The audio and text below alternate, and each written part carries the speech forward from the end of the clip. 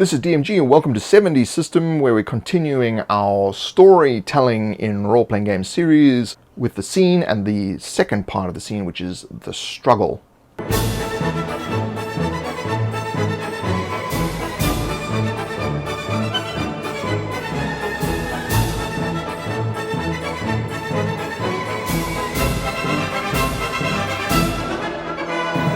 If you're enjoying these videos, please consider supporting me on Patreon. That's patreon.com/70system. So in the last video, we talked about setting the scene, and you're putting in objects and people and creatures and whatever so the players create a goal for the scene. So we talked about there's a chest and there's a bookcase and a tapestry on the wall. So now you want to introduce a struggle. So they're going to struggle to complete this goal. You don't want to, they walk over, they open the chest, boom, you know. No, that's not how this is going to work. You want to make it more interesting. So it's not a simple task of just looking through the bookshelf or reading what's on the tapestry.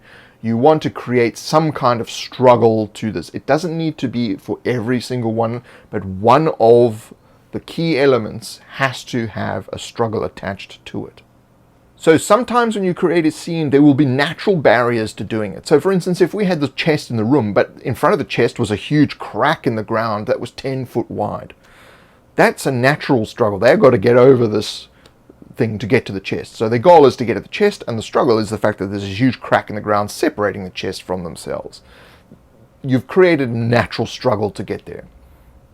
Now, if you haven't put something in that's creating a barrier to them doing this goal, then you need to have sort of pre-thought on what would be a barrier to them, getting to the chest or getting through the bookshelf or reading the tapestry. So when they do go to, then you can then activate this struggle that happens.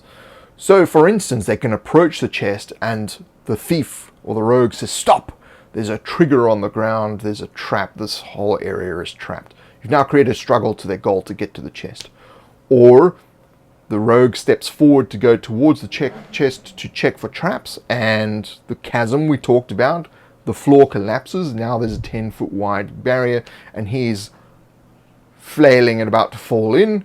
Someone has to catch him, otherwise, or her, and otherwise she's going to fall to her doom. You're putting these struggles into the scene. Now, of course, I'm just making this up as I go. You don't need to do exactly what I'm talking about. It's better if you design your own way of doing it, and you think about how do you create an interesting struggle, how do you create interesting barriers to getting to the objects, people, monsters, etc. that are in the room. So as we were talking about setting the scene in the previous video, now we're talking about the struggle. So consider when you're writing the scene, how are you going to put these natural barriers into it? So let's say, for instance, we've got the same room again, which the chest, the bookcase, and the tapestry on the wall. If we add a whole bunch of goblins into the room that are surrounding the chest, we've created a natural barrier to the players can see the chest. There's definitely there's going to be something in there. The chest is closed. It looks like it's got a heavy lock on it. Something important is going to be in there. They've got a goal. Their goal is to get to the chest. The struggle is they've got a whole bunch of goblins they've got to deal with first.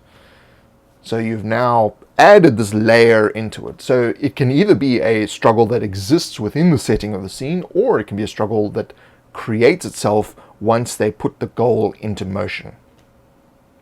So for instance, the trap is in the chest. So when they unlock the chest and it opens,